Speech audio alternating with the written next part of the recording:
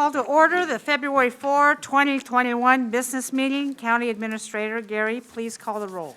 Thank you, Chair. First, our staff support today, Clerk to the Board, Christina Twilliger, County Counsel, Jeff Munns. Roll call, I'll start on Zoom. Commissioner Fisher? Here. Commissioner Savas? Here. In the meeting room, Commissioner Schrader? Here. Commissioner Schull? Here. Chair Smith? Here. Hello, Commissioners. Good seeing you. Now I will lead us in the Pledge of Allegiance. I pledge allegiance to the flag of the United States of America and to the republic for which it stands, one nation, under God, indivisible, with liberty and justice for all.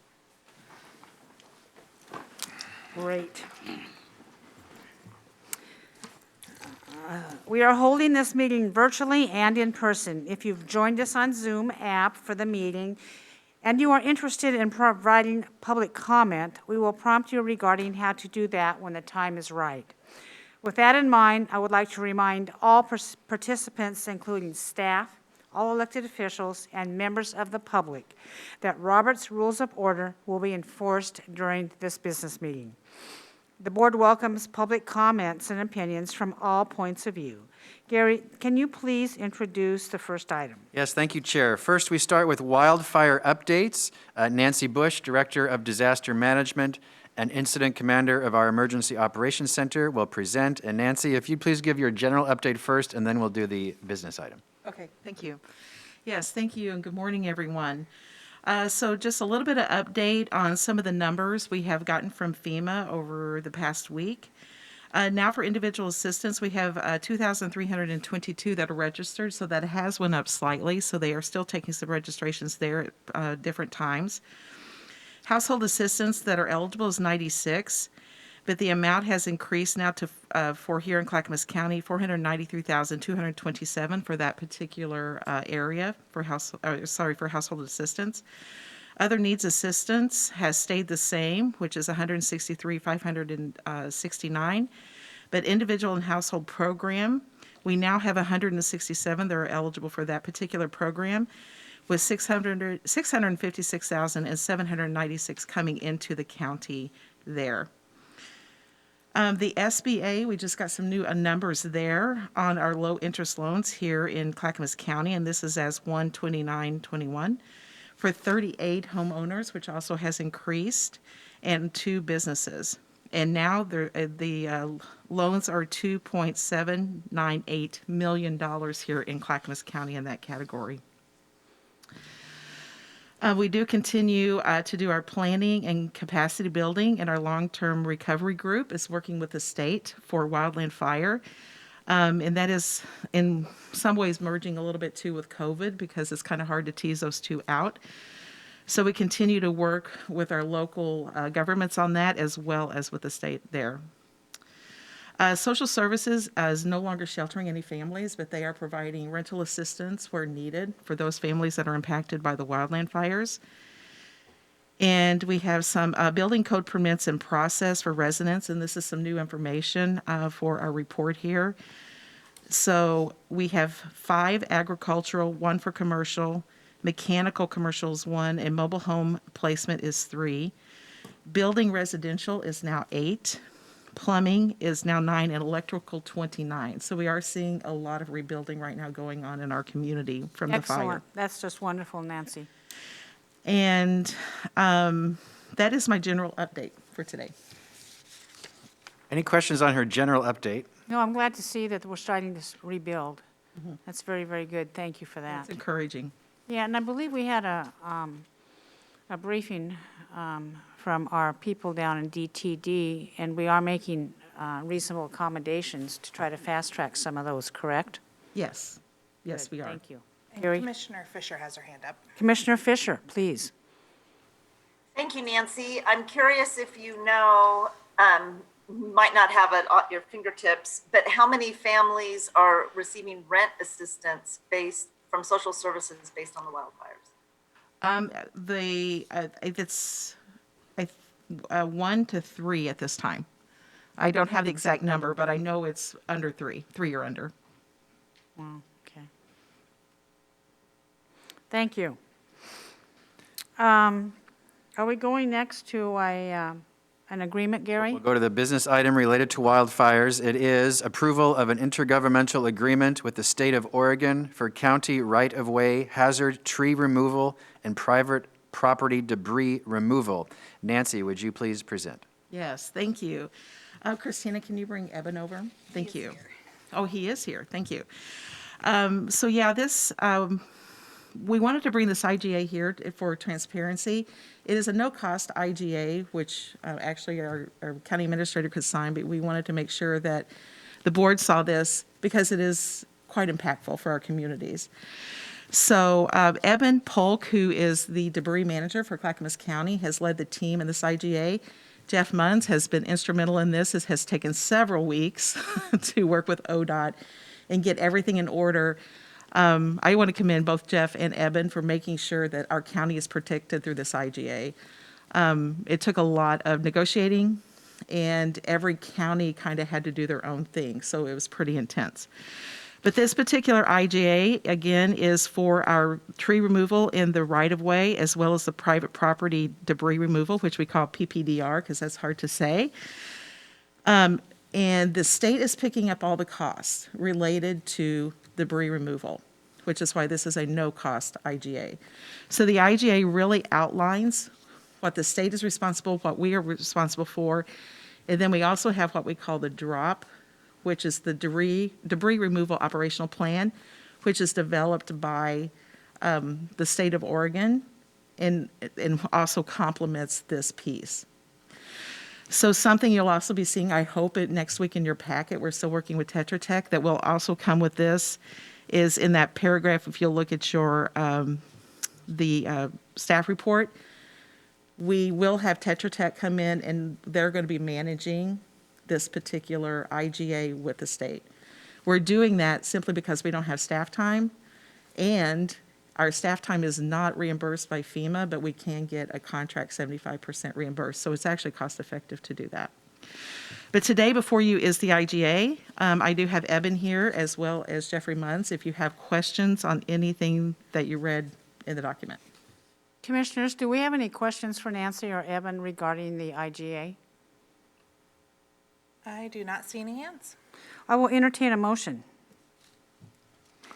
Chair, I move for approval of the intergovernmental agreement with the state of Oregon for county right-of-way, hazard tree removal, and private property debris removal. Second. It has been moved by Commissioner Schull, and the motion has been seconded by Commissioner Schrader. Any further discussion? Seeing none, Christina, would you please call the poll? Of course. Commissioner Fisher? Aye. Commissioner Savis? Aye. Commissioner Schrader? Aye. Commissioner Schull? Aye. And Chair Smith? Aye, the motion passes. Thank you very much. Great. Thank you. Thank you, Nancy, Eben, and Jeff. Very good. Next, we'll move on to COVID-19 updates. Philip Mason Joyner, the county's public health director and co-incident commander of the Emergency Operations Center, will present. He is on Zoom. He is joining at this very moment. Oh, there he is. Go ahead and unmute yourself, Philip. Good morning, everybody. Thanks so much, Gary. We do have a PowerPoint like usual, and Nancy's going to begin with sharing some of the current data. All right, thank you, Philip. Thank you, Christina. Next slide, please. So again, we're going to just kind of go over nationally and here in Oregon. For our total cases nationally, we have 26,277,125 and over 445 deaths related to COVID. And you'll see the weekly changes there as well. Oregon has 144,605 and just under 2,000 deaths related to COVID. Next slide, please. Clackamas County has 12,655 and 153 deaths. Multnomah County is at just over 30,000 total cases and 481 deaths. And Washington County is just over 20,000 and 191 deaths. which, next slide, please. Over the past few weeks, of course, we have seen that slow down quite a bit. Though this week here in Clackamas County, we did see a slight rise to 477. We're still seeing a trend down, so hopefully that won't continue to go up. We'll see it still see that coming down as we move forward and see those trends hopefully going in that right direction. Next slide, please. Our hospital capacity over the past few weeks, you can see, has been very steady and has actually come up slightly. Again, this could change hour to hour, day to day, but the trend definitely is pretty steady there. So we do have like 70 beds that are available, ICU beds, and the occupation is 254 here in the region, and staffed is 324. So we're not seeing a lot of fluctuation with our hospital capacity. Next slide, please. And this is the patients in Northwest Oregon hospitals. And again, you can see that trending down.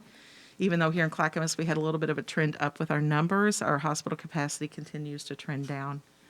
Next slide, please. Cases per 100,000, we are still in extreme risk. We do get our new numbers, I believe, Monday of next week to see if we're going to go down to a high risk.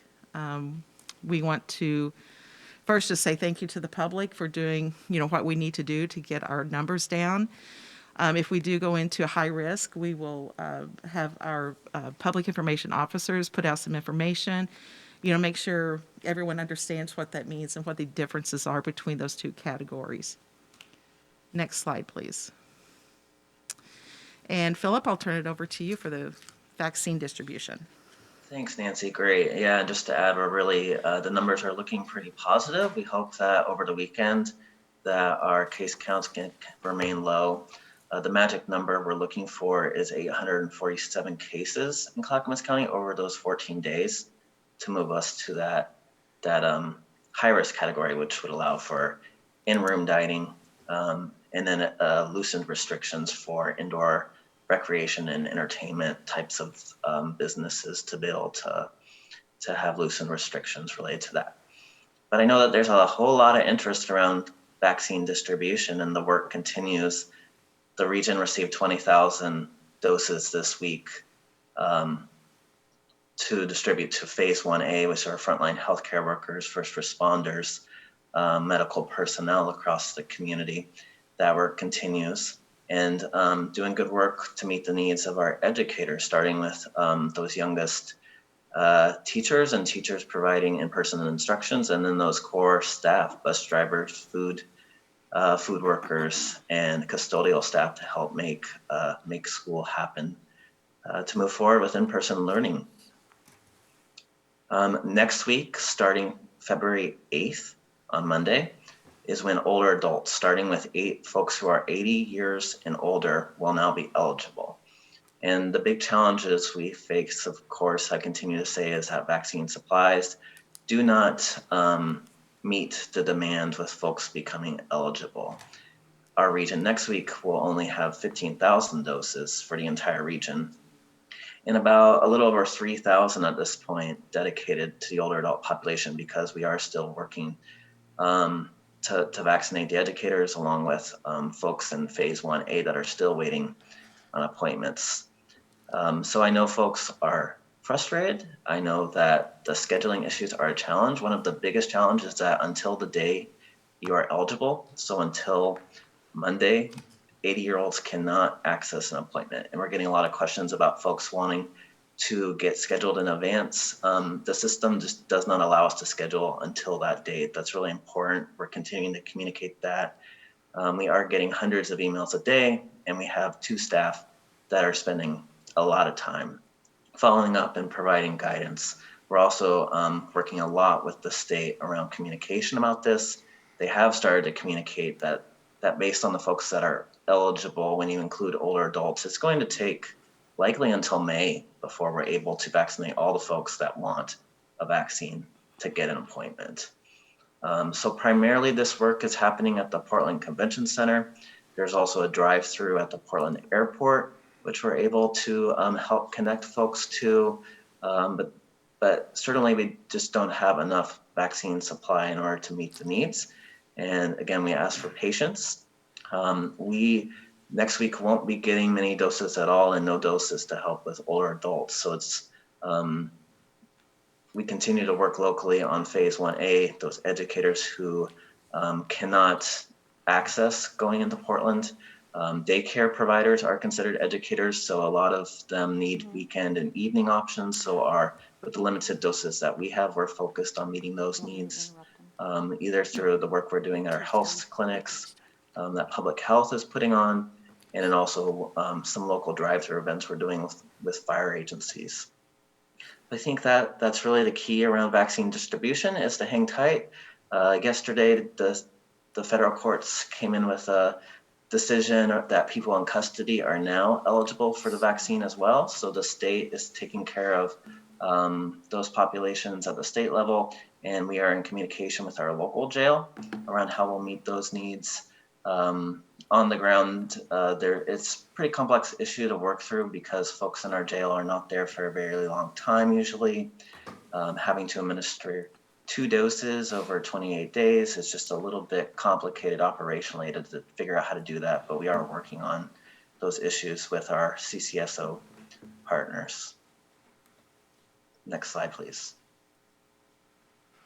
And last week, Commissioner Fisher, she asked that I share a little bit more information on the new federal administration's directive around wearing masks for 100 days and that it would save 50,000 lives.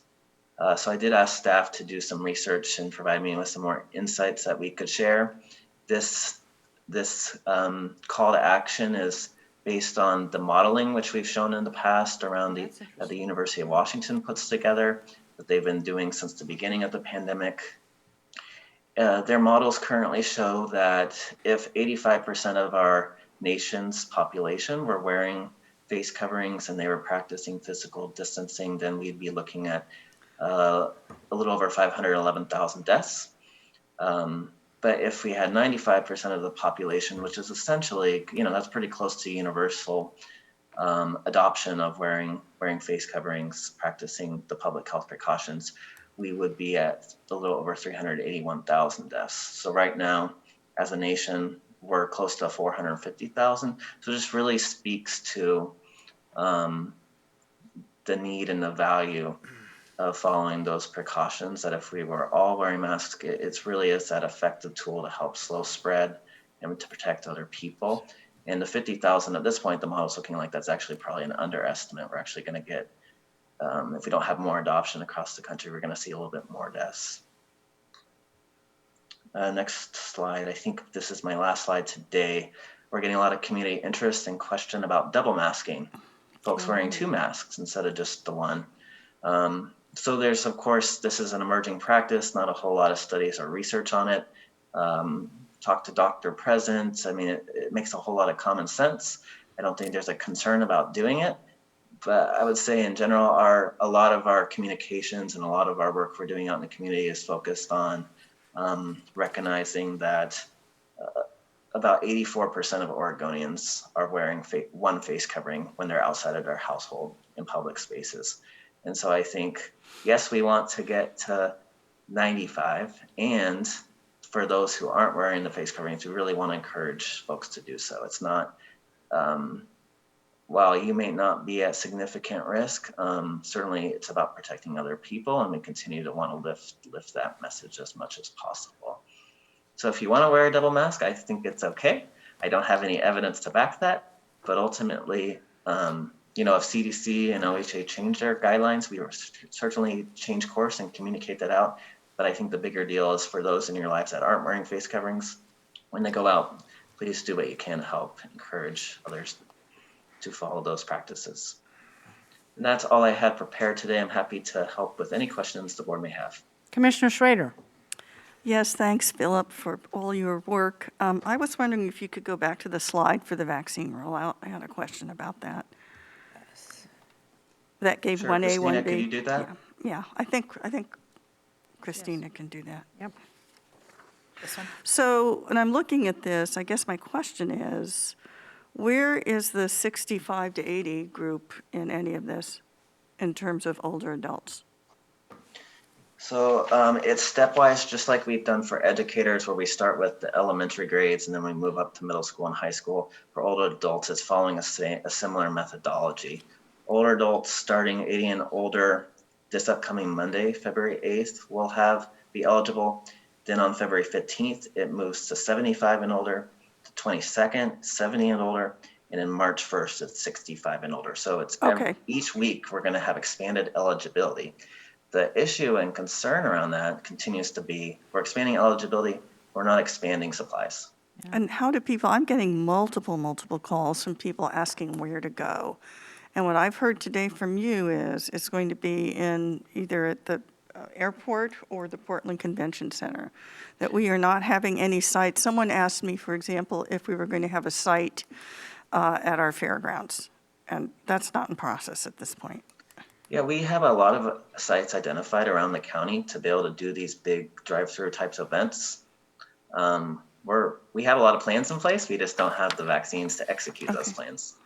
But in general, for Monday, that is when folks can go on to the Oregon Health Authority's website. It is covidvaccine.oregon.gov, and they can attempt to try to get one of those 3,600 or so appointments. It's going to be like a concert, trying to get concert tickets, I think. Yeah. So folks can try. I think in general, my message is probably most folks are going to have to wait. And then, I also fully understand with older adults, the accessibility, the going into Portland to the convention center, doing a drive-through at the airport probably isn't going to work for a whole lot of this population. Right. Yeah. So that's where That's our what- local work is really important, that it's in communities. Eventually, the pharmacy program, it will be turned on, and the pharmacy program will have it at the retail pharmacies within communities. Think your local grocery store or convenience store. And also, they're going to have contracts from the federal government where they'll be able to go out into communities. So assisted living, independent living, those are going to be options available, but they're just not ready yet. Okay. And we don't know what particular follow-up, what particular vaccine, whether it's Pfizer, Moderna, or Johnson & Johnson, I guess, is coming out with one, or it hasn't been approved yet, but, In the region, we're getting both. So okay. it's just based on what's available. And then they note that on your card, and then you get scheduled for your second dose, and they'll make sure you get the same Yeah. both times. Okay. And they're all reasonably effective, is what I've read as well. They're both very, very similar, the two vaccines, in terms of effectiveness and the type of vaccine they are. Yep. Okay. So I have one last question, and so I thank my colleagues for indulging me here. So what about folks who have fragile children in group homes and things of that sort? Have they been in line? And if so, where do they go to get it, and who do they contact to get it? So individuals who are homebound require medical services in the household, they are part of Phase 1A. And we've been working really hard to provide those services either through the drive-throughs that we've done at the fire agencies, or we also have staff that either public health nurses that have gone out to people's households. We've also had American Medical Response, AMR, our ambulance company. They're able to go out to folks' home, and that's work that we've been doing for the entire month of January, and it continues. So when I say we're still working on Phase A's, that's part of the population. It's those hard to reach folks that going to the convention center is not going to work to meet those needs. So parents and guardians of fragile children are in line for vaccines. That's basically it. Okay, it's the caretaker. So we look at the word caretaker pretty broadly, really the family unit. Okay. Well, I've had some questions about that too for folks that have fragile children, and they would like to see if they can get in line. Do I direct them to you or OHA? Please have them email COVID vaccine at clackamas.us. Okay. Thank you. Thank you, folks. Thank you. Philip, I have a question for either Philip or Nancy. Realizing that it's going to be harder for our older community to travel to the convention center and these remote sites, is there any effort being made or thought in Clackamas County to have maybe a location that's closer, or trying to go out into some of these rural areas where transportation is just really difficult for some of these people? Yep, it's a great question. We have, up in Sandy, we have a location. We've identified a location in Malala. We've identified a location in Milwaukee, and we have 2 locations in Oregon City that we're already running. So I feel like we have a lot of ideas around how to meet the needs and get it out. It's again, just the limited supply. So So I you've, feel like we so Philip, you've located the locations, but we have not made those public, correct? we have not made them public because We I don't don't have have- enough we don't have- vaccine to put to those locations to run the clinics. Okay, so when the appropriate time, you folks are going to roll those out. Absolutely. That's wonderful. Thank you for your forethought, both of you, on that. Commissioners, any more questions for these two? I do see Commissioner Savas and then Commissioner Commissioner Savas. Fisher. Okay, go ahead. Yeah, Philip, as you mentioned earlier, with regard to wearing masks in public, I just want to get a little bit of clarification or a reminder for folks. I presume that when people are working in the yard or they're going for a walk and they're isolated from people and there's no one even nearby, that a mask is not required. It's really being when you're in close proximity to people. And so I think there's a little bit of confusion. I think there's an expectation that people wear a mask the minute they walk out the door, and if they overuse the mask and it becomes moist with, sweat and all the other bodily fluids, that the mask becomes less effective and actually dangerous. So I think overuse is just as risky as underuse can be, if not really monitored correctly. Could you just touch on that, please? Yeah, it really is around when you're interacting with other folks outside your household. So I always recommend, make sure you got your keys in your pocket and make sure you got your mask on your person. Even, when you go on the walk, and I go on the walk with my dog and see the neighbors and want to chat and try to keep my distance, but put the mask on, just out of respect for trying to protect them. Thanks for that clarification. Commissioner Fisher? Thank you. Thank you, Nancy and Philip. Got a few questions. Nancy, I'm wondering if you can just give a little brief summary of what it will mean for Clackamas County to move to high risk versus where we are now in extreme risk. Yeah, I'll do the best I can. I didn't bring that with me in particular, but Philip did mention some of those. Part of that is restaurants and dining. Philip may have to help me out here. I think now it would be 25%. Offices could open. Remote work is still encouraged, but offices could open. Philip, do you remember any of the others? I'm trying to go down the line. Yeah, indoor entertainment. So let's see. That would be aquariums, indoor theaters, concert halls, indoor gardens, museums. They can open at 25%. Indoor recreation, so that's gyms, sports studios, indoor pools could now be opened, 25% occupancy. Long-term care facilities, it would now allow for indoor and outdoor visitation. And I think those are the key ones. I think those are the key changes. Thank you. Keep our fingers crossed that we get down, I think it's 5 cases less per, is that 100,000 or 200,000? Yeah, we're very close. We're very close. Couple more questions. You talked about the court case regarding vaccinating and people who are incarcerated. I went on a tour of the jail a while back and observed all of the COVID protocols that were in our Clackamas County jail. That was quite a few months ago. I'm just wondering if we had any outbreaks in our jail that we might not know about. We have not, to my knowledge. They've done a really, really great job following the precautions, working incredibly hard.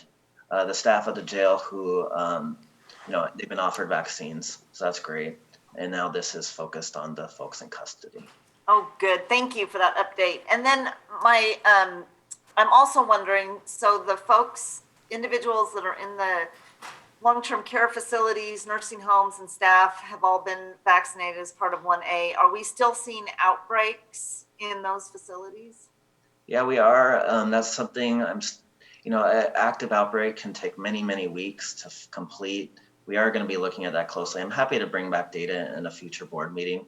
And so, I do want to see those numbers going down. That'll be a really important indicator, especially, because the vaccine is not required. It's highly encouraged. And long-term care facilities is definitely a significant source of outbreaks that we've seen in high-risk population. Yeah. And then my last question, you answered some of this with Commissioner Strader's question, but I'm getting calls as well, people that maybe have homebound individuals that are in their house. And I'm just curious, I appreciate that Clackamas County, we can email the COVID vaccine at clackamas.us and get some clarity. But how are we coordinating with the healthcare providers? So such as people can go in these different categories, like through Kaiser, and appointments will become available and they'll get an appointment, but there isn't necessarily a way to get that, get someone to come out to the house, but they'll medically transport, but that could be, all the way down to Eugene, for example, from here, and that doesn't make sense for somebody who's incredibly medically fragile. Where's the coordination between the emergency operations and the healthcare system? Yeah, well, OHA has really helped with, they have a lot of that information and contact information of those households that have those needs that they're able to provide the counties. And then it really is our role to help connect them either to appointments or send out either AMR staff that goes out with a team or our own public health home visiting nurses that are going out. And we're doing around, our goal right now for our home visiting nurses is about 200 people a week. We're not quite there yet. And, driving around to do this with a limited crew, it does take a while, and you've got the 10 doses. So it's a big coordination logistics effort, and it's going to take a while. Is this how the whole state is rolling it out for this population, or is this unique to Clackamas County? I don't know if I could say it's statewide. I think there are many counties across the state that are doing this. Thank you. Thanks. Any other questions for these two? Thank you very much for your report. Gary? Thank you. Next is public communication. Christina. Alrighty. We encourage the public to testify respectfully and adhere to our 3-minute time. As a reminder, you can email submissions for public communication at bcc@clackamas.us, and these will be accepted as part of the public record. However, we will not be reading them at this business meeting due to time constraints. Christina, please moderate this portion. Thank you, Chair Smith. Now is the time for general comment relating to any county business. If you have a comment related to county business, you can use the raise hand feature on Zoom. Or if you're calling in by phone and want to give comment, please hit *9 now. And I believe, Chair Smith, we have a couple in person. We do, and I have their cards. Thank you very much.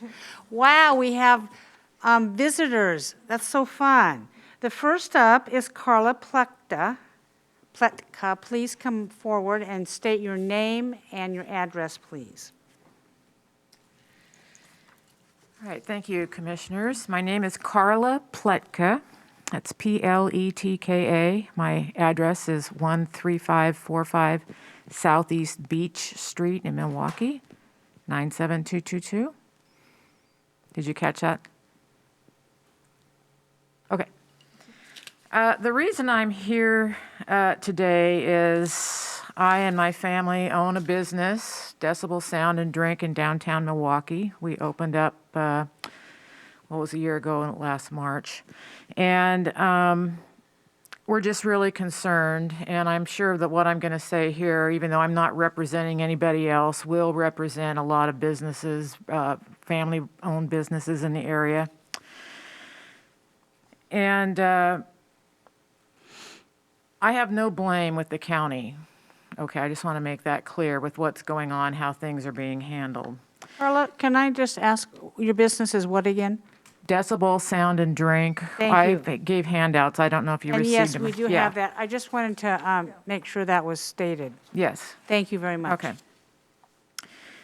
And hopefully we are on the precipice of opening on the high level, but I'm concerned that if that doesn't happen, we need some action taken some way or another in supporting the businesses. And I'm hoping it might be in line with what's going on in Sandy. I'm asking this. I did not go to the Milwaukee mayor because I think this is a higher level that the county needs to address this, and I don't know how you do that and deal with the governor. As you saw, Clackamas County has 50% less cases than Multnomah County and 40% less than Washington County. We expect the cases to keep decreasing because of vaccines, and also, unfortunately, as more cases arise, those people will also have some sort of immunity to this, so it should keep decreasing. Our capacity is about 60 people inside, and with the outdoor seating, we're only limited to about 10 or 12 at a time. So, I mean, it's severely reduced, just like everybody else. And as you can see on the other page that I gave you, a picture of our outdoor situation, which we have to clear out every evening and fasten up so that it's secure. If it rains or it's windy, then you've got that coming in, and I've kind of lined there how much more space we lose off of our little seating area that we have. So it's a really urgent situation in the wintertime. And I just am stating that the capacity depends on the weather, and also with the fluctuating situations that the governor brings out, it's hard to determine whether you are to invest in any sort of outdoor infrastructure because it keeps changing. If we wanted to have, we do have waiting lines, but you know, it's out in the wind and the rain. If we were to even invest in a shelter that could handle 4 people spaced 6 feet apart, that's 24 feet. And it's not keeping anybody dry or cold or warm. So that's a situation. And I guess we're up against these big box stores. And that's totally unfair. People are touching everything. They're touching their masks. And I had read where once that it was 7% transfer rate in a grocery store, whereas it's only about 3% or less in restaurants. And I don't know how they prove that. But restaurants are clean inside and out just before or after COVID. I mean, that's just how they exist. That's part of doing business, and it's so unfair. And nobody wants to endanger anyone. But my bottom line is, when the governor came out and said they could have lottery, I mean, that is ridiculous. I'm tired of the manipulation and the unfairness of this. And I'm asking the county to do what you have to do. If you can get weekly reporting or whatever. I know I'm over time, but it's just serious a situation, and it's just so unfair. I guess I'm here because of the unfairness of it. And Thank you, Carla Pletka. Fight for us, I am please. one of I'll just represent myself. I feel deeply your same frustration. And something that we've talked about. If we're at 5 cases from going from extreme risk to high risk, and if by next week or we're able to continue a downward trend on that, hopefully if we go to high risk, that'll allow some more flexibility in what you're able to do. Gary, you have any comments for her? Yes, the board, you are considering a resolution that will encourage the governor to allow more flexibility for businesses, and we're going to bring that back to you here shortly. Yeah, that's scheduled for a policy session. When is it? Policy session I can't upcoming. remember when that is. I'm not sure it's on the calendar yet, but it will be soon. Yeah, it We're will still be following soon. Yeah, we're considering a resolution similar to what other counties did, asking our governor for some of the things maybe you mentioned, and I don't know specifically what that language is yet.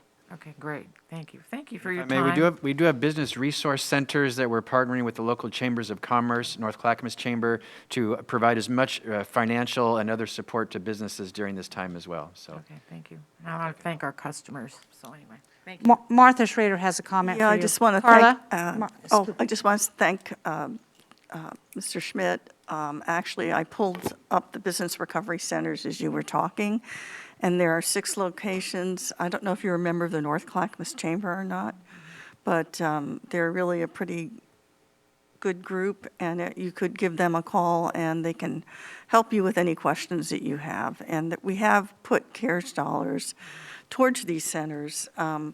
with the, with the notion that we really want to help our businesses kind of survive this. And they can give you everything, financial resources, technical resources, educational. I know it isn't exactly what we all want, which is to open up. And so you could have your business fully operational and open, but at least it'll give you some place to start until we get our pushback going a little bit at the state level. And we have received some assistance. Oh, good. And we Okay. have gotten a call. Like I said, I have no blame on the county. I mean, it's been very helpful, and I don't know where we'd be without that. But it's to a point. I mean, that's a drop in the bucket. I'm sorry. Well, thank you coming forward. I wish more people like you would come forward and let us know. Thank you very much, Carla. Commissioner Fisher has her hand raised. Oh, Commissioner Fisher, go ahead. We don't want to do that. Thank you, Chair Smith. I just wanted to add along with the other resources, and I know it's so very confusing maneuvering through all of it, but there is a second round of the Paycheck Protection Right. Program, which is just being rolled out, and it's just definitely worth looking at those federal resources that to apply for to help support through this time. It's so very challenging. So. Thank you for that reminder, Commissioner Fisher. You bet. Our next in-house guest is Michelle Houston. Please come up and state your name and address for the record. My name is Michelle Husted. I live at 16231 Southeast Norma Road, Milwaukee 97267. I am here, my family's business. We've been in Clackamas County since 1957. We might be one of the oldest, I don't know. 64 years of business, and we have now been closed 11 months. It's Milwaukee Bowl. It's the only thing our family knows. If we don't have our bowling center, I know it's not essential. I get that. You don't need to go bowling. But for our family, you do need to go bowling. It's how we make our living. And without having customers, we have property taxes that are due, quite a bit, electricity, water and sewer, with no money coming in, zero. And we don't know where to go. I mean, we've gotten PPP, we've gotten the EIDL, we've gotten grants, but it only goes so far. And, we've paid bills on our personal credit card to pay bills for the business. And it's getting really, really hard. We've already lost one bowling center in Milwaukee, and we're not going to close. We can't. Our son wants to run the business for another 64 years. Oh, geez. And it's something everyone can do. You can take your grandchildren, you can take your grandparents, it's a social thing. People need it. And we get calls daily. I need to make a reservation. Well, we're not open yet. What do you mean you're not open? You can go to Target, you can go to Walmart, you can go to all those places and be a lot closer. And we can separate people and I know it's not Clackamas County that's holding us from opening, but it's like we need somebody to speak for us in Salem, and we're just lost. Mm-hmm. So that's all I have to say. Michelle, thank you for coming forward and sharing that. I think it's really important that you were able to come here and let us know your personal situation. You'll certainly be on our minds as we move forward. Do we have any comments from commissioners? Commissioner Smith. Schull? Yeah. Michelle, do we have your email address? And Carla, do we have your email address? I put mine on the card. Right here, Mark. Okay, good, thank you. Yes, I have those here. Okay. Thank you both for coming. Commissioner Fisher has her hand raised. Commissioner Fisher has a comment. Yeah, Michelle, I just want to say that I do think that bowling is really essential. I have had so many fun times, especially with my daughter, Christine, who has special needs. And although, bowling isn't something that she can physically do, the sound of it, being around the environment, and it's an activity that families can do and just have a really fun time. I am looking so forward to us getting back to these things that we once took for granted that we could just do. And now it's just going to embrace it with extreme vigor. So I'm hoping for great success as we emerge out of this pandemic. Thank you. Thank you, Commissioner Fisher. Christine, we have anybody call in? We sure do. We have some hands raised on Zoom, How many? about 10. Let me go ahead and start with the top. Bill Mart, if you can go ahead and unmute yourself, and you have 3 minutes. Good morning, Commissioners, and thank you for this time to talk with you. My name is Bill Mart, 20490 Sweetbriar Road, West Lynn, 97068, and I'm speaking on behalf of the Stafford Hamlet. The county's hamlets are given an opportunity to meet with you annually to report on our activities, challenges, successes, plans, and discuss questions you may have. The hamlet of Beaver Creek and the Stafford Hamlet feel it will be beneficial to communicate more often with you. As agents of the county and advisory body to the BCC, our boards can better serve the county and our citizens by more consistently communicating with you. We are hopefully going to include Malino in this process, but they just had an election and we're a little unclear as to their capacity for that. So thanks for the opportunity to share with you what the Stafford Hamlet has undertaken recently.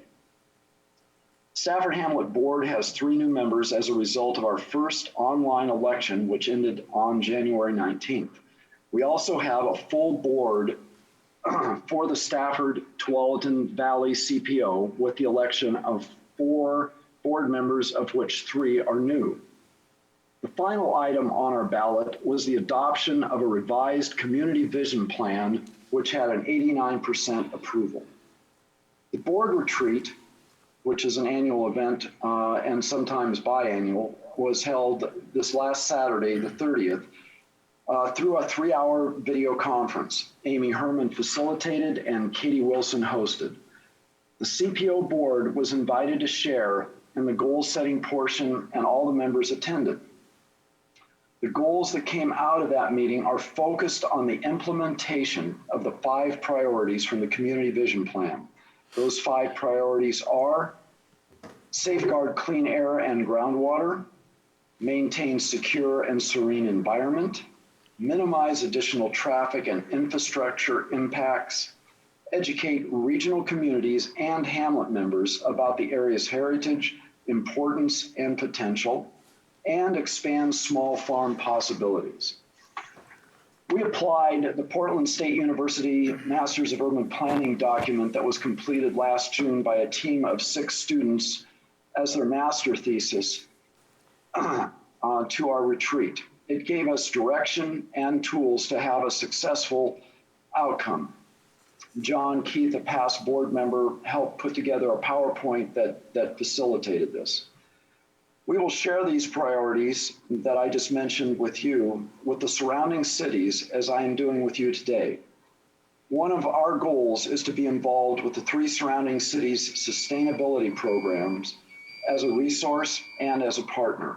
Thank you, Bill. That ends Stafford's report. We hope you found it helpful. I'd be happy to take your questions now or at a later time. And you can, as always, communicate through our liaison, Katie Wilson. Thanks for your time. Thank you, Bill. We'll go ahead and move on. Next up is Christine Kennedy. Go ahead and unmute yourself, and you have 3 minutes. Christine Kennedy, if you're there. I'm not getting her. Looks like she's not unmuting, so we'll come back to you. Next up is Lori Kimmel. Lori, if you want to go ahead and unmute yourself, you have 3 minutes.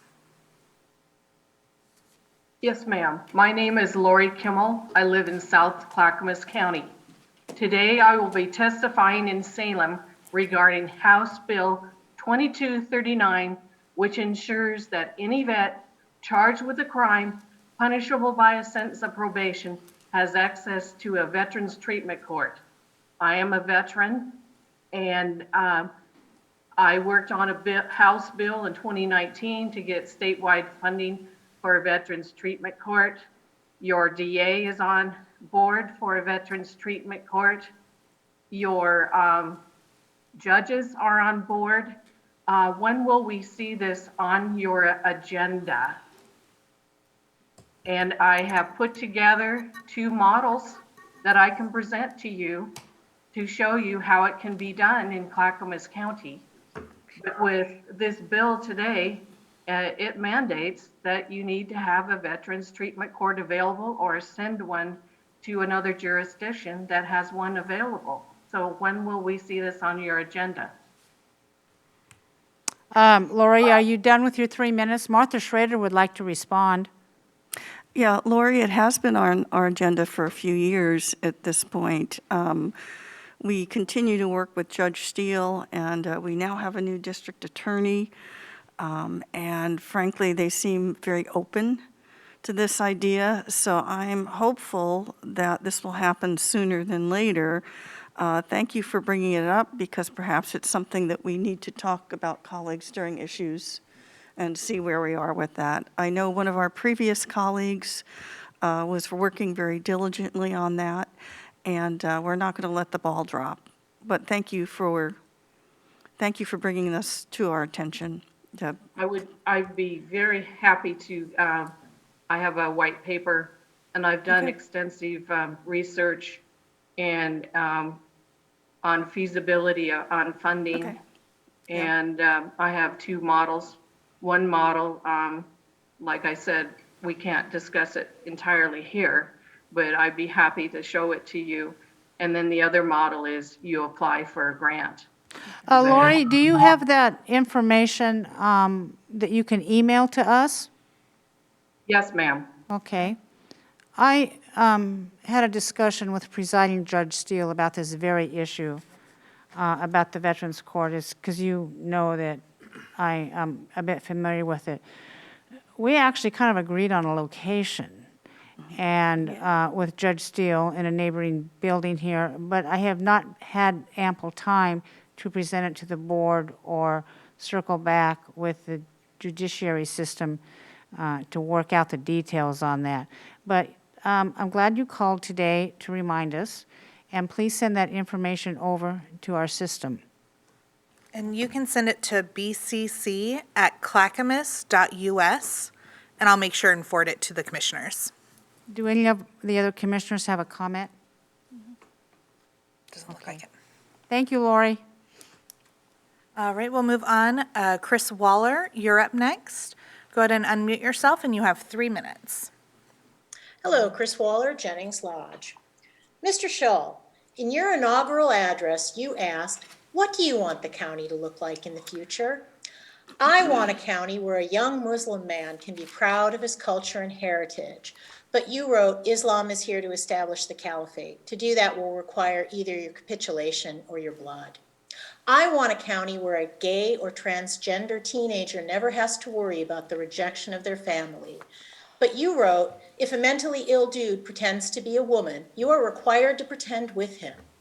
I want a county where a Black woman can grieve the needless loss of Black lives.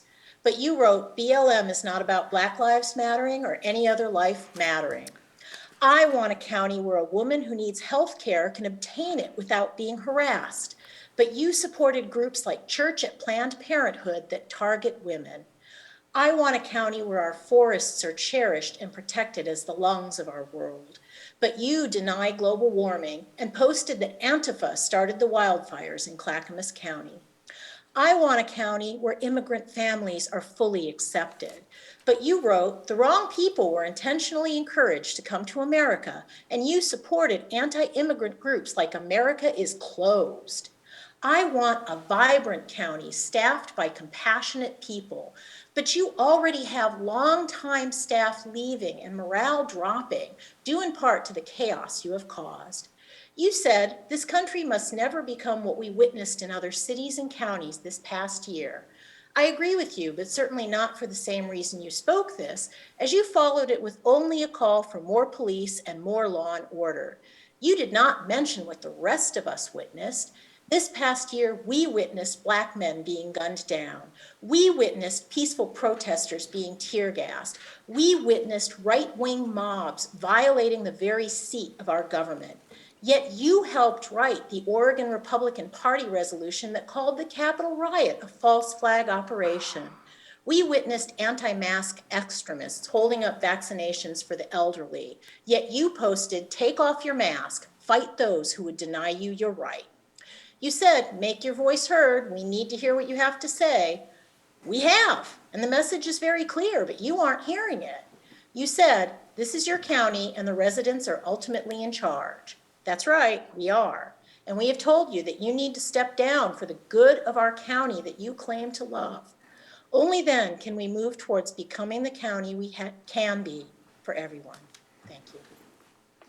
Thank you, Chris. We'll go ahead and move on to the next one. Michael Proxy, if you can go ahead and unmute yourself, and you have 3 minutes. Thank you. I rise to represent a county employee who fears retribution for speaking out publicly. The following statement is from this employee with regards to the ongoing call for Mark Schull to resign. The campaign is good for morale as far as my circle of colleagues go.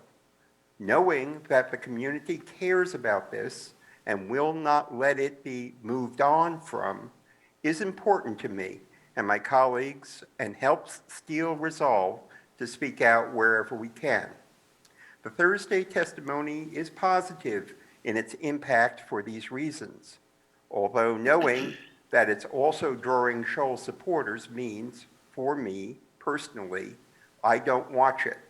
I heard that there was an anti-trans hate rhetoric from his supporters last week. I don't know how broad the awareness of how large this call is, but there is pretty good awareness of the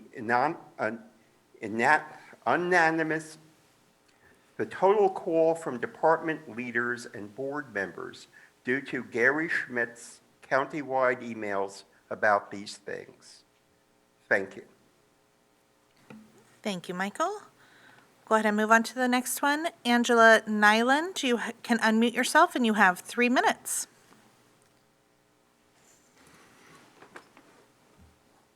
Angela, I'm not sure if you can hear. Oh, there we go. There we go. Sorry, it took me a moment to unmute. Angela Nyland, I live in Boring. I retired from a technology program position in 2019. Unfortunately, the Amazon's here. Sorry, let me step outside. My apologies.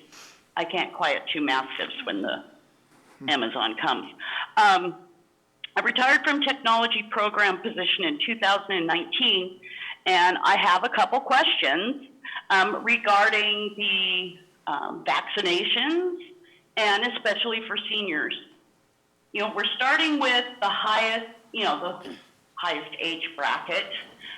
Seniors overall are not as technically savvy as the younger generations are. I mean, I have friends that are well up in their 80s. Some don't even go online. You know, there's been talk of how to register. Well, it's like a concert. You go online and get your appointment in.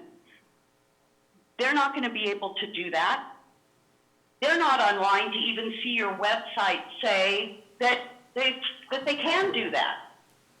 That that opening is there.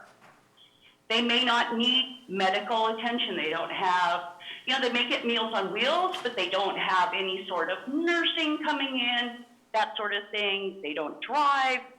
So I guess my question is, what is Clackamas County or what is the state going to do to help these people know they can get in line? Some may not have family members that are there to advocate for them to go online. Is there anything going out like through Meals on Wheels to let people know, or what is coming up with that? What's going on with that? So when the people 85 and up, 70 and up, so they can right now explain. So they can get the vaccines. And my other question is, how many inmates do we have in Clackamas County? And are they stepping ahead of our seniors? There's so many seniors that want to get out. I feel for the businesses, but there hasn't been a senior center open for any activities since March. And a lot of folks don't have family. So they don't have the telephone interactions. They don't have now the people interactions. They're in their own home. You know, it just needs to get fixed. Clackamas County needs to stand up for them. So the inmate question and notification for seniors that aren't online and technically savvy. And that's all I have. Thank you so much for listening. Okay, thank you, Do Angela. we have any comments for Angela Nyland? Angela, we just had a briefing. She hung up? No, she's still there. Oh, yeah, we just had a briefing prior to your call from Nancy Bush, our emergency management, and Philip Mason Joyner, our public health director, on the availability of the vaccination for seniors. We too Right, I heard that. Thank yeah, we too recognize it's very difficult to notify them, and we are working on a plan to try to get to seniors who don't have access to online information. I would recommend all seniors, if they have a private healthcare physician or if they're in a program, that they contact their doctor or their doctor's office by telephone, if they're able, or have somebody else do that for them, and maybe that facility can direct them where to go. Yeah, but how can they get that knowledge to call their doctor is what my question is. You know, just pick up the phone and call their doctor's office, and I'm hoping It's not for me, I'm talking for others.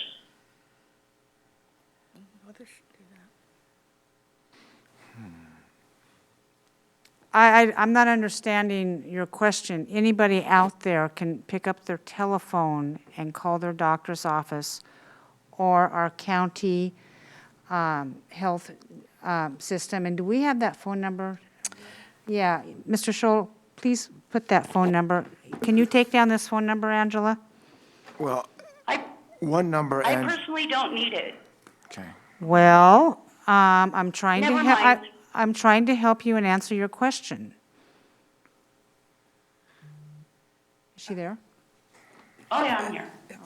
Well, Mark, please put out that number, just, Chair Smith, the number I have here is actually the Clackamas County crisis line.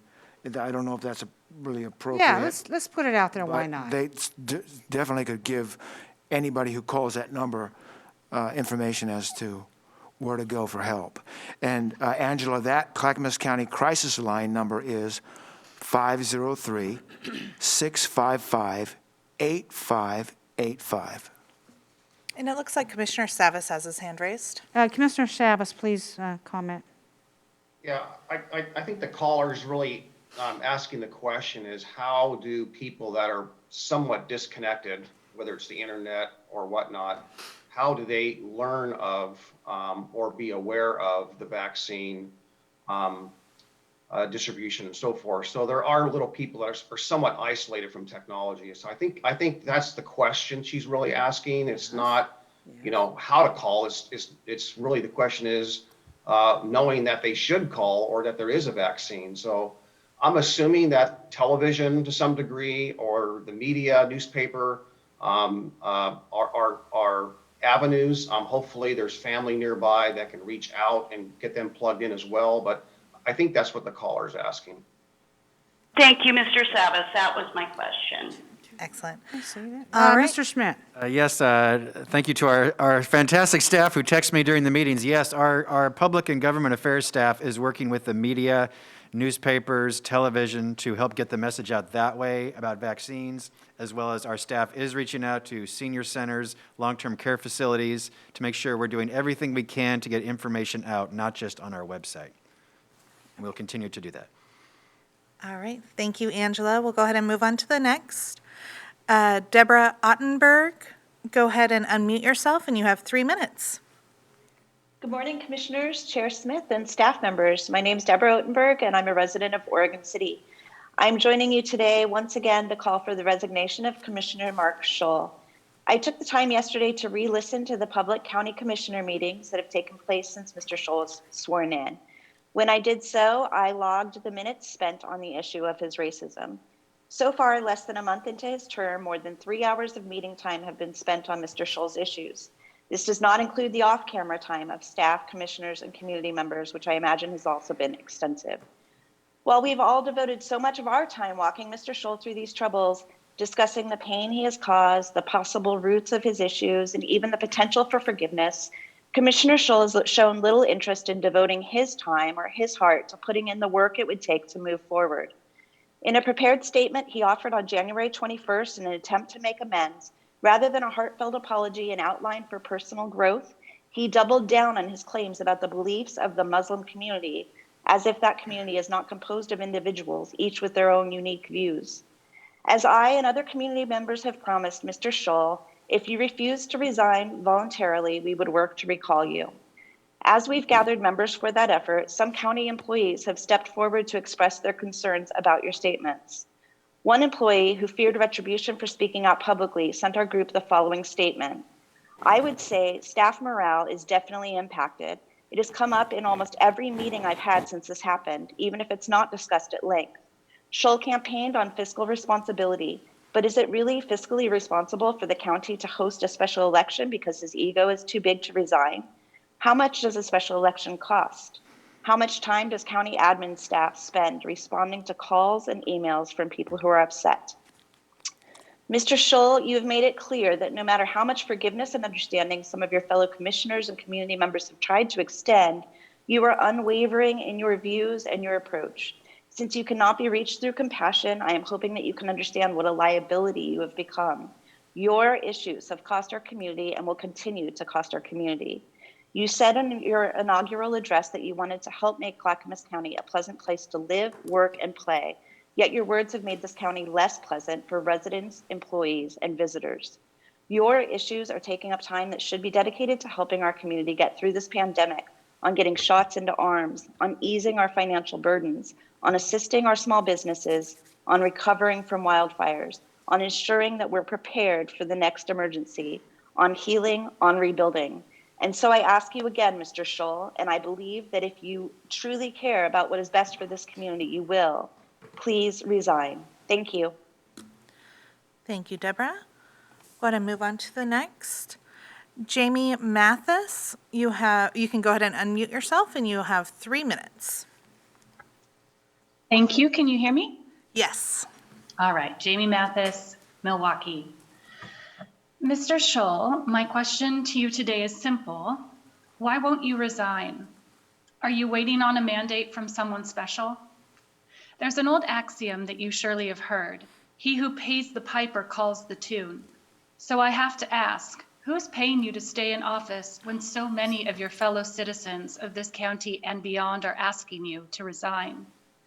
At this point, it is the only logical conclusion. So I looked into major donors to your campaign, and one name stood out, Timber Unity. They donated a cool $21,000 to your campaign. Curiosity took the better of me, and I discovered that Timber Unity have been actively working to advance their political agenda by sponsoring mostly far-right Republican candidates running in local, regional, and state-level races. I also noted while they claim to be a grassroots organization started by frustrated rural voters who are tired of living in a state full of Democrats, they are actually bankrolled by the corporate logging industry, particularly Stimson Lumber and its CEO and timber heir, Andrew Miller. Timber Unity seems to be the antithesis of their slogan. As a case in point, one of their board members, Angelita Sanchez, attended the U.S. Capitol riots on January 6 so she could, and I quote, put herself in the middle of it. Whatever she meant by it, it certainly isn't what most of us understand to signify unity. Members of Timber Unity have also embraced harming or even killing people with whom they disagree.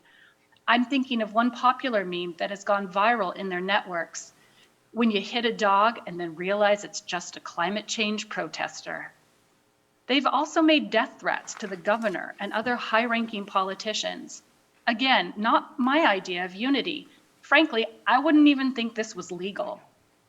As I researched further to understand who funded your campaign, I wondered if people knew that the loggers, miners, truckers, and rural faces of Timber Unity are but a cover for thinly veiled corporate interests that actually guts and exploits the very communities it claims to represent. I encourage any and all people to dig into this group for themselves, and as the saying goes, follow the money. Mr. Schull, you accept money from groups that have no qualms about issuing death threats to people they disagree with, that are fine with letting their leaders storm the heart of the country you swore to protect. I'm glad I know whose allegiance you've pledged yourself to. It is clearly not the voters of Clackamas County, whom you so recently said in your inaugural address were, quote, in charge. Thank you. Thank you, Jamie. We're going to move on to the next. Anna, you can go ahead and unmute yourself, and you have 3 minutes. Thank you. Hello, Commissioners. My name is Ana Tijerina-Esquino. I am a naturalized citizen living in Milwaukee, an engineering intern registered with the state of Oregon, and a concerned constituent. I would like to begin today by addressing Chairman Smith. Chair Smith, from the first day you took office, I have seen you respond to your constituents vastly differently depending on whether or not you interpret their comments to paint them as Democrats or Republicans. That is unacceptable. Following the first public commenting period, you interjected to respond to comments expressing their concern over your brazen COVID stance by calling your constituents liars. This is unacceptable. Last week, you specifically took time to thank a constituent and invite them to return because they spoke favorably of Commissioner Mark Schull. Yet you did not acknowledge nor even address any of the constituents which came to speak out against Mark Schull's disgusting and shameful remarks.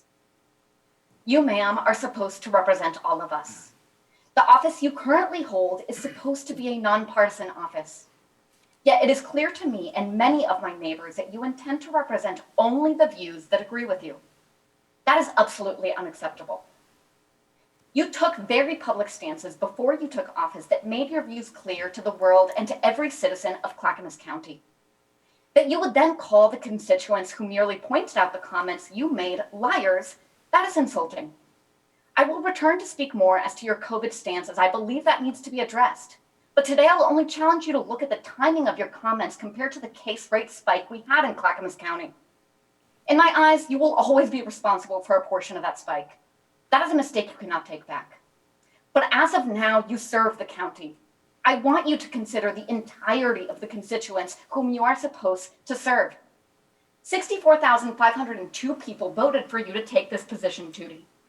More than twice that many people voted for Joe Biden in this county. So if you want to make this a partisan battle and continue to blatantly disregard those whom you disagree with, please keep in mind that a measly 24.8% of the voters who voted in the November 2020 elections placed a vote for you. The rest of the Clackamas County constituents have been watching, and if you fail to represent all citizens of this county alike, we will recall you. Clackamas County deserves better. Lastly, there was a public comment last week which asked us whether, if we'd said something that offended someone at our job, would we step down? Well, I have read Mr. Schull's statements, and I firmly believe I would have been fired on the spot had I said any one of them. Mark Schull, for as long as you hold this office, you will be impeding the ability of the commission to work on the matters at hand. For that, and for the fact that your comments are ignorant and bigoted, I ask that you resign today. If you do not, I will do all I have in my power to see that you are fired. Thank you. I am going to respond to this caller because I will reserve my First Amendment right as a citizen of the United States to express my opinion. When I hear somebody, anybody, calling up and accusing me of a position that I did not take, as I have in the past and as I will now, I will call them out on that. I'm going to remind everybody listening today and all of the callers that this Board of County Commission is a nonpartisan office codified in our Oregon Revised Statutes and in our county code. That means, people, this is not a political position. We do not take political actions on this board, and we do not govern or pass laws with politics in mind. We represent the citizens of Clackamas County for the greatest possible good. I believe that many of the calls that came in today are severely political in nature. And I will say, as chair of this commission, that is going to be under review by our staff and our Board of County Commission. Thank you. Okay, and we do have 3 more hands up. Connie, go ahead and unmute yourself, and you have 3 minutes. Hello, my name is Connie Lee. I live in Lake Oswego. It seems as though many lifetime Republicans are at a fork in the road. They see that Donald Trump encouraged some followers to attack the Capitol building, to overtake it by force, so as to force the Democrats to concede the election. Personally, I see these actions as seditious, and many moderate Republicans are also appalled by these actions. And let me explain again that the Oregon Republican Party, or ORP, further appalled many residents by putting out a resolution supporting Donald Trump's lies about his efforts to take over the Capitol by force, calling the January 6th riot a false flag organized by Democrats, which is quite the opposite of what really happened. I read that here in Oregon, over 6,000 people have left the Republican Party in the last month. Even Republican gubernatorial candidate Newt Bueller has left the Republican Party. New Lake Oswego City Councilor Aaron Rapp has left the Republican Party, both due to acts by Republican officials. That is why I want to give our Republican commissioners a chance to distance themselves from the rhetoric of this solution. And Tootie, I'm referring to how you're registered as a Republican or Democrat or Independent. At the last Board of County Commissioners, Chair Smith said she knew nothing about the resolution, but none of the commissioners can claim that now, because when I sent my testimony to all the commissioners, I also sent a copy of the ORP resolution. As of yesterday, only Paul Savas answered my questions. He said he did not agree with the language in the resolution and that he did think the letter contained conspiracy theory rhetoric. Mark Schull responded in an email that he was not on the ORP State Executive Committee, but he is an alternate chair in the 3rd Congressional District. Connie, I hate to interrupt you, but we have reached our 3-minute time limit. Pardon me? I hate to interrupt you, but we have reached our 3-minute time limit. So can I just finish by saying I'm here today to ask Chair Smith and Commissioner Schull, who are registered Republicans, to give us their opinion of the ORP resolution. I think their opinion on the resolution's wording and beliefs will say a lot about how they will run this county. Okay, Connie. I'm sorry, we have reached our time, so I do unfortunately have to move on to the next caller. I would like to answer that, and I'm going to repeat what I previously said before. We are allowed by law, and may be mandated by law, but this is a nonpartisan commission, and we do not engage in politics. And as chair of this county, I represent all political parties and no political parties, as long as you're registered to vote, and even those who are not registered to vote. So I am not going to be making any political statements regarding politics along those lines, except to say political comments that continue to come in are, I believe, violating what we're charged to do, and that is keeping the business of Clackamas County moving forward. Thank you. Okay, we have 2 hands raised. Next up is Christine Kennedy. Go ahead and unmute yourself, and you have 3 minutes. Good morning. Can you hear me? Yes, we can hear you. Great. Thank you, Chair and Commissioners, for this opportunity to share my thoughts. My name is Christine Kennedy. I live in Lake Oswego, Clackamas County, and I've been at my current residence for 7 years. First, I'd like to express my profound sympathy for all those who have lost loved ones in the pandemic, lost property in the wildfires, and those who are suffering economically as we struggle through this pandemic. It's been a very traumatic year. As we look at how we will survive and thrive, we agree that improving the economy and improving health go hand in hand. This is the only way we're going to get through this mess. Focus on our strengths, manage our resources wisely, and get through this together. Yesterday, I listened to the speeches of Ms. Smith, Mr. Schull, and Ms. Schrader. These were labeled as their inaugural speeches. Ms. Schrader presented an image of Clackamas County with which I'm familiar with. We're complex, struggling with equity, growing, smart, not perfect by any means, and a little bit humble. She urged us to work together for the benefit of the county. Hooray! Mr. Schull presented a message that attempted to convey his wish to improve communication and that he wanted to represent all of the people in Clackamas County. For me, this rings hollow. He wants people to reach out and share their views and comments, but is not recognizing or valuing the many voices who are speaking up with their growing lack of trust in his ability to perform as a commissioner. Finally, Ms. Smith is ready for battle. She presented a well-organized, very dark speech and clearly laid out her campaign, ending with, "Let's take our county back."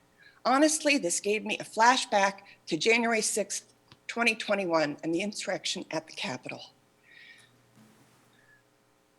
She again aggressively stated her plan to implement her quasi-scientific, outdated plan to open Oregon.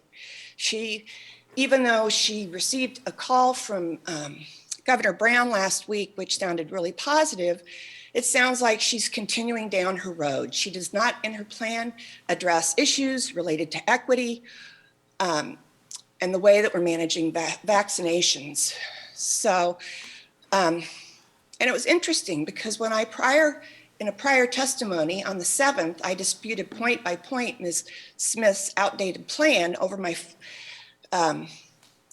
Mr. Schull stood up to say, I know Tootie, she's a good person, you need to give her a chance. But I have to say, over my 45 years career as an RN, I've worked with world-class nurses, physicians, healthcare providers, and scientists. Ms. Smith, you are not a healthcare expert. In Oregon, we are blessed with many true experts. Please let them do their work, support your EO. I'm sorry, Christine, we've reached our 3 minutes. We'll go ahead and move on to the next one. Oksana NB, you have 3 minutes. If you can unmute yourself. Hello, are you hearing me? Yes, we can hear you. Okay. Hello, everyone. My name is Oksana. I live in Happy Valley. I am an immigrant, and all my friends and I strongly support Mark Schull. Everybody who has met Mark or interact with him will never say any bad words about him. He is not a racist and never been. Please stop to hustle him and let Mark to do his commissioner job, which he has been elected for. We believe he is the one who will do a lot of good and well-needed changes for Clackamas County. We respectfully ask people who want Mark to resign, do not turn America into a police state and push and punish others for their beliefs and personal opinion. We do not want America to become a third world country. We came here for freedom and a better quality life. So please stop to destroy the city and attack people just because they have a different point of view. Also, I would like to give away a couple of feedbacks about other commissioners. Tootie Smith You are the warrior. Keep it up. We believe in you. There is a commissioner among you who is a fake person who wants to Mark remove because she is a radical partisan. We need commissions that work together, not trying to create hate and contention. And that is not only my opinion. And by the end, Mark is our hope for positive change. We do not want him to resign. And okay, thank you for the attention and have a great day. Bye. Thank you, Oksana. And we have just one last hand raised. Drew McKenzie, go ahead and unmute yourself, and you have 3 minutes. Hello, Drew McKenzie from Wilsonville. Today, I was on this meeting just as an observer to the business, and I honestly did not plan on giving a public comment. Unfortunately, we've all just witnessed the chair explicitly abuse her power right before our very eyes. She has said how the comments coming before her are political in nature and that she needs to do everything she can to not allow them present in this meeting. But by the very same accord, you are trying to silence the people speaking out. So I just find it ironic that you would talk about freedom of speech and then go on to try and limit the comments of your very own citizens. And that's all I have to say. Thank you. Okay, thank you, Drew. Looks like we have a couple more hands raised. Bill Ware, go ahead and unmute yourself, and you have 3 minutes. Well, thank you. Can you hear me? Yes, we can hear you. Okay, good. Good morning, Chair Smith and County Commissioners. My name is Bill Ware from Damascus. I recently read an article, and I would like to read several sentences from it. It's from Forbes magazine, published January 28th, 2021. It's titled, "Death of a City, the Portland Story, ? Quote, how long does it take for a city to die? But in Portland, Oregon, continued violence and vandalism have combined with high housing costs, homelessness, and poor community leadership to raise the question, how long before this city dies? But without significant change, decline is certain, unquote. Now, Clackamas, as part of this Portland metropolitan area, shares many of the problems Portland faces. This commission, up to this year, has taken talking points and answers to problems by following the failed policies and inept solutions of the overwhelming Democratic machine of Portland and Metro. Last year, with the loss of Progressive Chairman Bernard and Progressive Commissioner Humbertson seats, the majority balance of power on our commission has moved from hardline progressives to moderates and conservatives. This has caused alarm among the status quo, including elected officials and most, if not all, non-elected county taxpayer-paid department heads. You, by using your public forum and taxpayer money to politically purge Commissioner Schull, are yourselves failing to provide leadership. Instead of taking time to solve issues as those mentioned in the Forbes article and others related to our large rural areas, you're turning county facilities into partisan political war rooms. Again, as I did last week, I highly recommend watching last week's budget meeting to see Commissioner Fisher using taxpayer-paid time to hijack the meeting to advance the further punishment of Commissioner Schull. There is a time, and the time's now, to abandon this fervent focus on Commissioner Schull. There's plenty of issues as business failures, unemployment, pandemic relief, and rural devastation take your full time. My hope is that in the near future, I don't run across a Forbes article titled "Death of a County, the Clackamas Story, ? Thank you. Thank you, Bill. We'll go ahead and move on to the next caller. It's a phone number ending in 4400.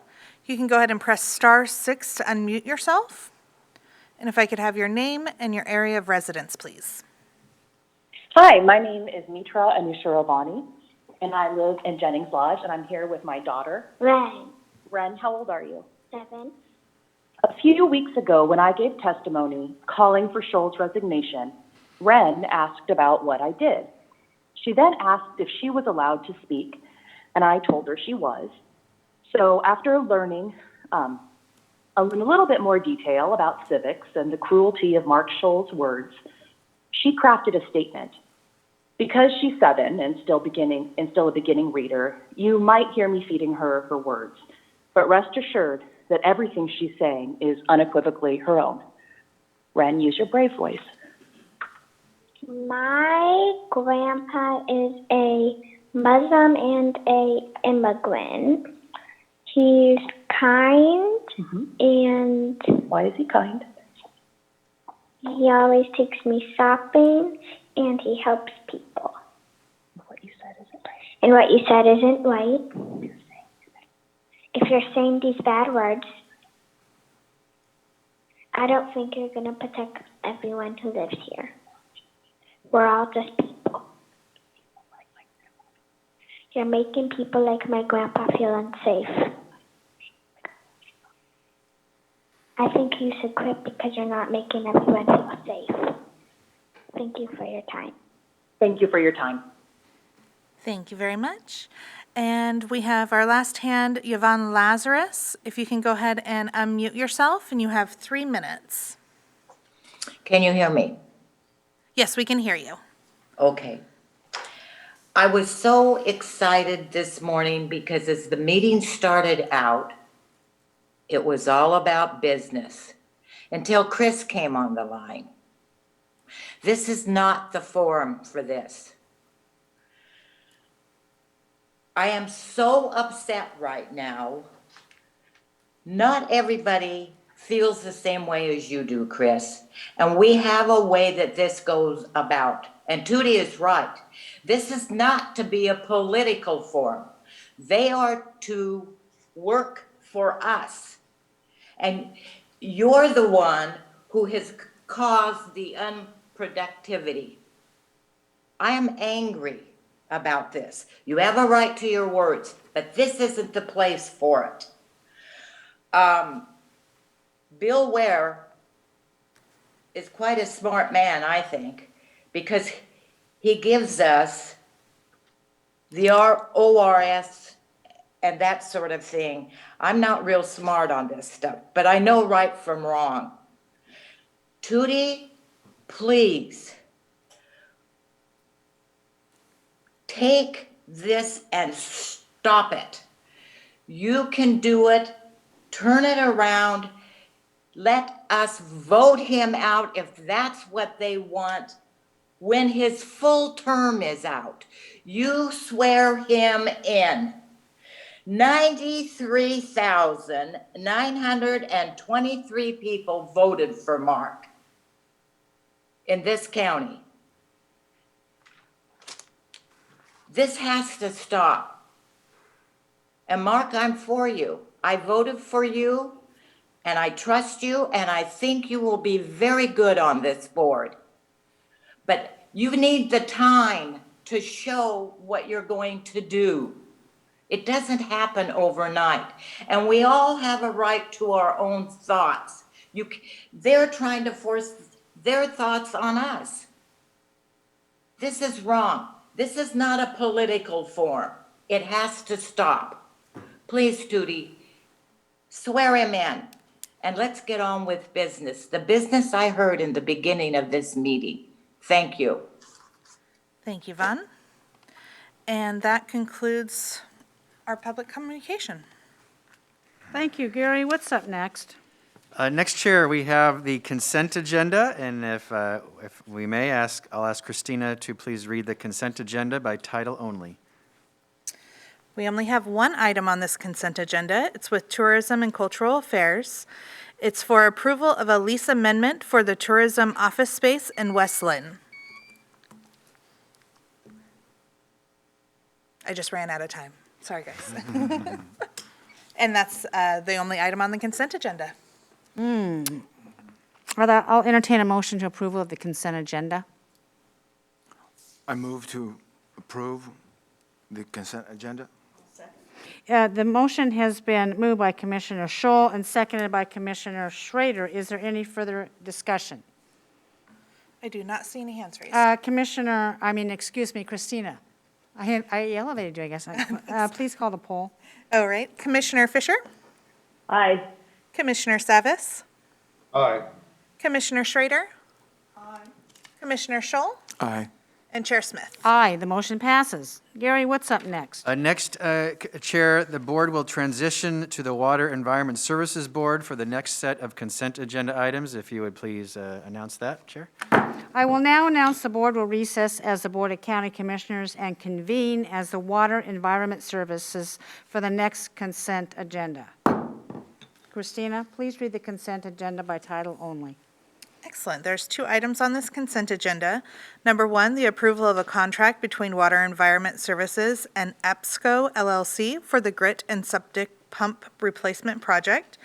Number 2, approval of a resolution allowing the reduction of interest collected on certain existing assessments for Water Environment Services. The consent agenda for this item has been read. Can I have a motion? Chair, I move for approval of the consent agenda. Commissioner Schull has moved the motion, and Commissioner Schrader has seconded. Any further discussion? Christina, please call the poll. Okay, Commissioner Fisher. Aye. Commissioner Savis. Aye. Commissioner Schrader. Commissioner Schull. Aye. Chair Smith. Aye, the motion has been approved. Thank you. I will announce the board will adjourn as the Water Environment Services and reconvene as the Board of County Commissioners for the rest of the meeting. We will now move on to the County Administrator update. Gary Schmidt. Thank you, Chair. First, Commissioners, in accordance with the Clackamas County COVID-19 Emergency Declaration 2020-14, I signed a contract on your behalf last week on January 28th, and I'm seeking your ratification of that action. The contract I signed is for disaster management, amendment number 2 to an intergovernmental agreement between Clackamas County and Washington County for COVID-19 respite shelter as required by state law. The amendment is a time extension only through February 28th, 2021. There is no additional cost. The original project cost was $305,325. That was paid from our county general fund, but has already been reimbursed from Federal CARES Act funding. So this is only for the time extension. And because we can only do it month for month, I will be coming forward for you every month to renew this contract, but only with the time. So I'm seeking your approval of this contract that I signed on your behalf last week. Commissioners, do you have any comments on this? I do not see. I will seek a motion to ratify this item. Chair, I move to ratify the item. Commissioner Schull has moved, and Commissioner Schrader has seconded the motion. Any further discussion? Christina, please call the poll. All right, Commissioner Fisher. Aye. Commissioner Savis. Aye. Commissioner Schrader. Aye. Commissioner Schull. Aye. And Chair Smith. Aye, the motion is passed. Thank you. And Chair, I have a few more quick updates under my update to share. First, a piece of business next Thursday, February 11th, will be an evening business meeting, the first evening business meeting of the calendar year, which you agreed to, Commissioners, the second Thursday of the month. So that would be next Thursday, February 11th. Your business meeting will be held at 6 p.m. in the evening, and we'll make sure the public has plenty of advance notice of that. A few good news items I'd like to share for you, Commissioners, and to our community. First, Clackamas River Drive is now reopened. Yay. Woohoo! As you may know, it was closed on December 20th due to a landslide between Highway 213 and Springwater Road. And there were additional slides that occurred during the first week in January. So due to the unstable slope, and because it's a county road, the county closed that road on December 20th. It is now, as of this week, reopened thanks to the fantastic work of our Department of Transportation and Development's transportation maintenance staff. They monitored the slide area since December 20th, reopened the road yesterday after seeing no sign of any new movement or debris flow. The safety of the public, of course, is our top priority. So thank you to our road crew, and they will continue to monitor the area closely. Next, Clackamas Water Environment Services, or WES, received 4 Peak Performance Awards from the National Association of Clean Water Agencies. This association is known for its clean water advocacy. WES was recognized for its excellence in plant operations and permit compliance. Specific facilities recognized include the Tri-City, Kellogg, Hoodland, and Boring facilities. Thank you to our outstanding WES staff. Next, our Emergency Operations Center staff continue to be hard at work, serving the needs of our public and answering their questions. Our staff is staffing the Public Inquiry Center, or PIC, P-I-C, where members of the community can ask questions either over email or by telephone. And our PIC staff have been in high demand, most specifically answering questions about vaccines. Our Public Inquiry Center has been fielding 150 telephone calls a day. And our staff continues to provide the most up-to-date information as we know it, because the information changes quite frequently. So thank you to our staff and all those on the Public Inquiry Center and our Emergency Operations Center.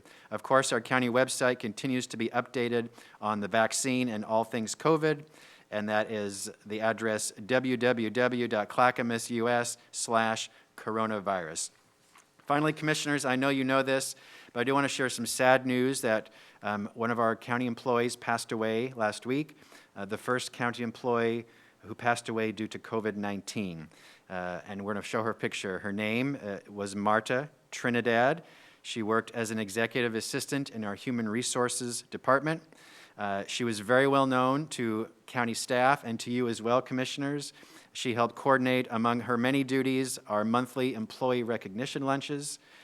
She leads the strategic plan for human resources, what we call Performance Clackamas, and has been such an incredibly positive, affirming public professional that she was loved, admired, and respected by all those who had the opportunity to work with her. She leaves behind 3 children and a young family, and so we're very sad and devastated with her loss, but we send out our healing thoughts and support to her family, to all employees that knew her and worked with her, and we just honor and recognize her service to Clackamas County. So I did want to recognize her and thank her, and that we're thinking of her and her family during this time. Those are my comments today, Chair. Thank you. Thank you, Gary. That's really positive. Now on to Commissioner Communication. Commissioner Savas, you're up. Thank you. I just want to give my condolences to the family, to Marta's family. I would just say all my years here of working at the county and our employee recognition lunches where we frequently saw Marta playing an integral role. Just really appreciated her work, and just want to acknowledge that. Just so devastating. Shifting on to what I intended to speak about today, I was reminded last evening with a community meeting, I guess our Clackamas County Communities Involvement Committee, who reviewed some work done by our NCPRD task force that was tasked with putting together more representation in our area within the boundaries of the district. And they worked very, very hard over the last 30 days under a very short time frame to create a document that guides how representation in the district will go forward. And I think there were some great comments made last night by those who reviewed that work. And I think that overall there were a lot of positive comments and compliments about the work that was done. But it just shows as one example, one of many, many examples, too many to list here, about the hard work that our citizens do on behalf of our community. You know, and I think that everyone who's involved, whether it's our hamlets or it's our CPOs or some of these other standing committees, the people who care and love our county, the people who call in, so forth, that, you know, we the residents of this county are really the fabric. And I know that a lot of us want to better the lives of all involved. And so I know that's, you know, we may disagree on things here and there, and I know that other citizens disagree here and there on issues, but all in all, I think it's the betterment of our community and helping those in need is what's important. So I just want to acknowledge that the intentions the good intentions and the goodwill that a lot of people put forth. Some of these folks are not on committees. They're out there delivering meals, or out there packing lunch boxes for those who don't have homes or who are hungry. So just a shout out to everyone involved for all the quiet heroes out there that are doing all the work and helping to make our community better. So thank you. And with that concludes my comments for today. Thank you, Mr. Savas. Commissioner Fisher, you're up next. Thank you, Chair Smith. I've also been thinking quite a bit about Marta when we received the email that COVID had claimed one of our employees. It really struck home, and especially because we have all participated, or at least the three of us, in the employee lunches, and have so valued the culture and appreciation of all of our workforce and our employees. So that's a real heartache for so many of us and for our staff, and so I really want to acknowledge that pain, and also want to acknowledge and appreciate everyone's effort during these times to really adhere to the guidelines of social distancing, wearing our masks, really doing all we can to combat this virus.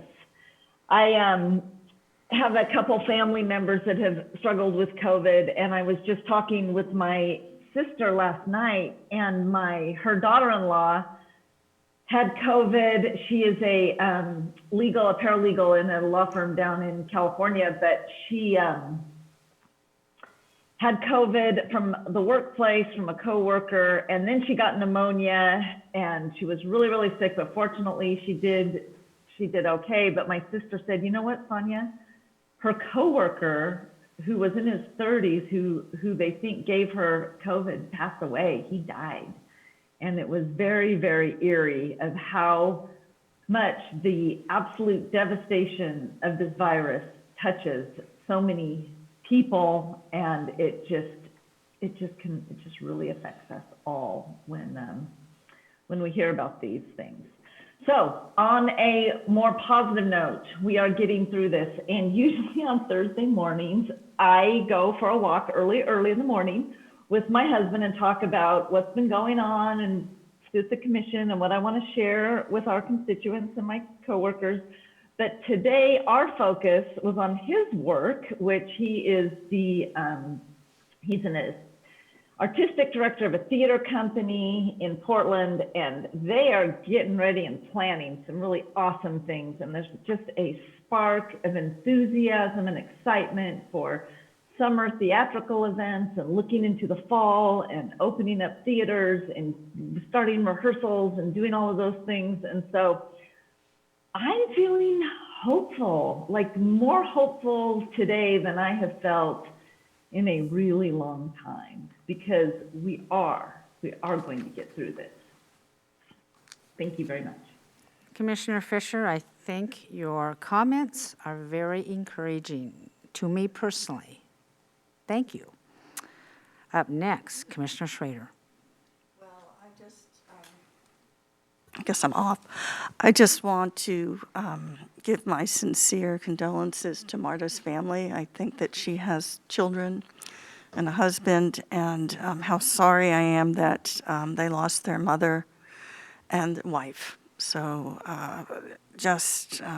when one of our employees, when this happens to them, it hits home for all of us. So I want to just mention how absolutely sad that makes me feel. But let me tell you a few things right now about what I've been doing, and I'll end with an idea that I have.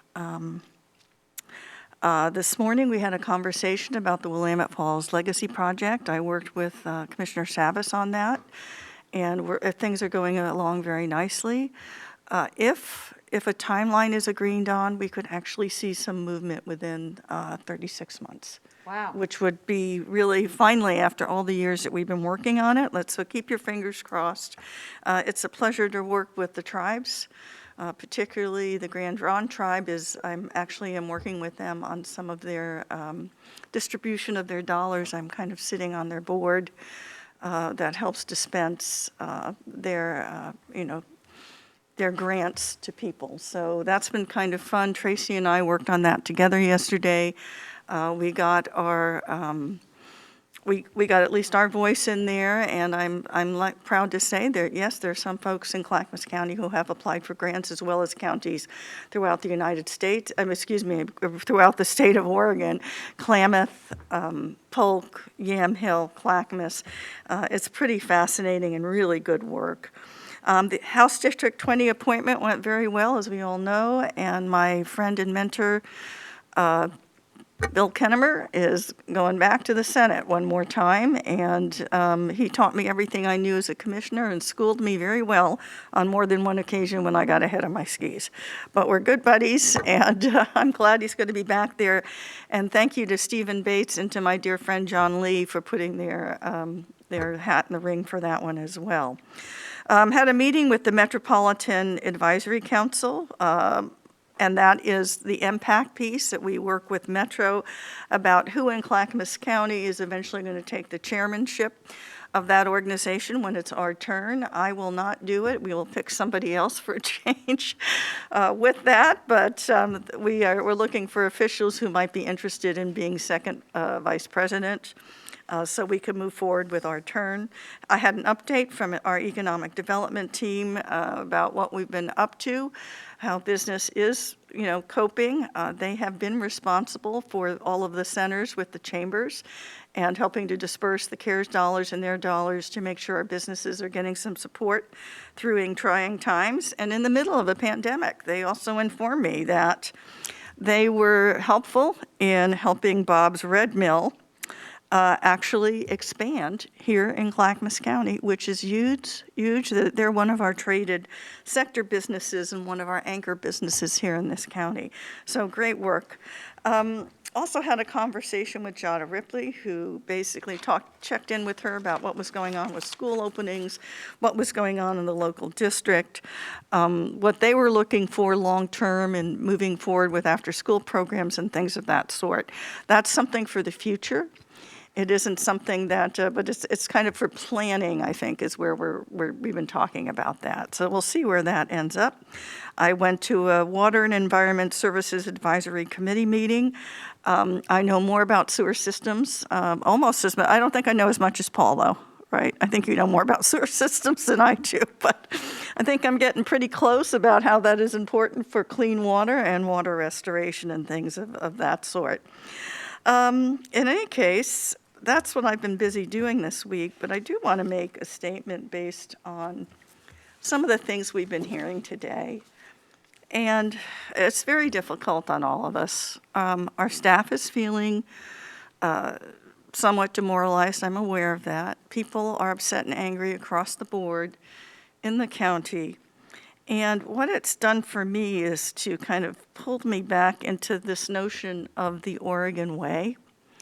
And I know that there's a blog out there that I've been following, and they said to me the other day, Martha, are you ever going to write anything? And I've been kind of struggling about, okay, what am I going to write? What am I going to say? What am I going to deal with all the turbulence we've been dealing with, all of the people just upset and angry across the board, okay? And I think what I'm going to do, and I'm just giving everybody a heads up, I think part of the Oregon way is truly about empathy and forgiveness as well. And maybe that is something that we might focus on because we can continue to be angry with one another. We can continue to say hurtful things to one another. And I don't defend anyone's hurtful language. That's not what I'm saying here. But in the end, for us to move forward as a county with what we need to be doing, we really need to work on empathizing with one another.